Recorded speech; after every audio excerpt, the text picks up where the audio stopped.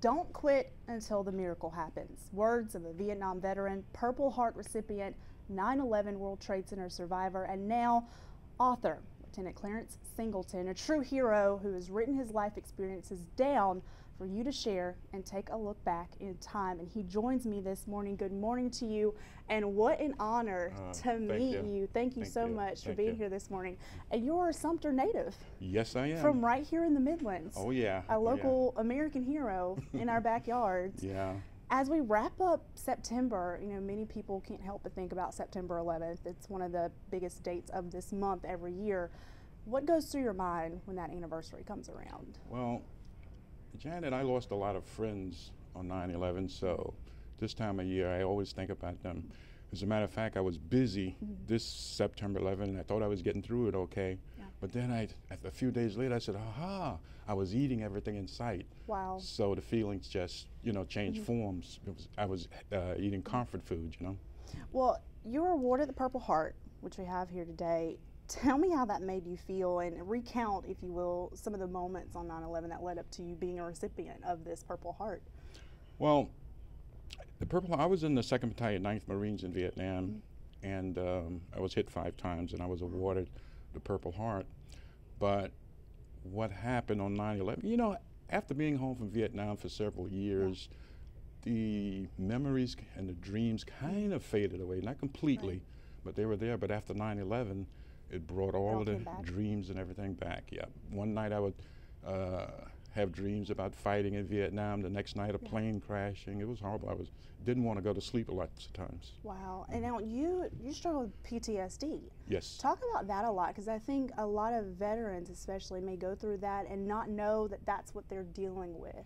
Well, I suffered for years and did not realize it. When I was in the fire department, you know, when it rained, I remember thinking about Vietnam and sitting on the back of the truck. Sometimes during the rain, tears could come to my eyes, and the guys wasn't able to see it, so I felt safe.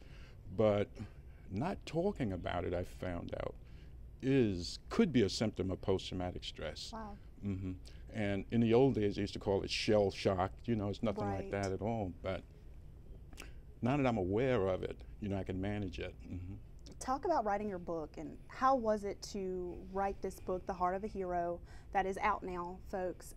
How was it recounting all of those memories and all of that time, from the Vietnam War to 9/11, very devastating moments and defining moments, I'm sure, of your life? Oh yeah, it was difficult. As a matter of fact, it took me about 7 years to get started. Wow. And my friends and relatives, they would tell me, Clarence, you should write a book, you've done a lot. So I would say to myself, you live, you go through hardships, you die. What's the point? And I was sitting in church one Sunday morning, the pastor was preaching, and it was like a light came on. I was like, hey, I could write a book, put my experience in it, I could help other people who may be having similar problems. Absolutely. And it was one of the best things I've ever done, Janet. Was it like a healing moment for you too? I imagine just putting it all out there, getting it down. I haven't felt the healing yet. But I keep talking about it, and hopefully, and I think too, you know, sometimes God allows us to go through stuff. I like to use the term grow through. Grow through things. Yes. Oh, yes. So on His time, I'll get better in His time. Well, talk about your book signing, because tomorrow here in Sumter, in the Midlands, people can get a copy of your book, and you're actually giving a lecture as well. Yes. The lecture's at 12:30 tomorrow. The book signing is from 11 to 2 at Sumter Mall, main entrance. And I'll be there. Awesome. Well, what's next for you, Lieutenant? I know you've been very busy, especially with the new book out. What's going on with you these days?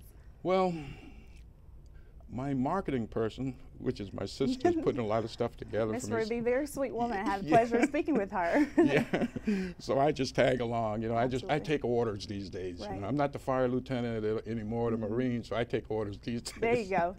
You're listening to other people now. Yes. Well, it is such an honor to meet you. Likewise. Folks, please go out. We have an American hero right in our backyard. Sumter Mall tomorrow. Book signing happening from 11 until 2, and you can meet Lieutenant Singleton for yourselves. Thank you again, and thank you so much for your service and your sacrifice. You're welcome. All right, folks, stick around. We have much more ahead.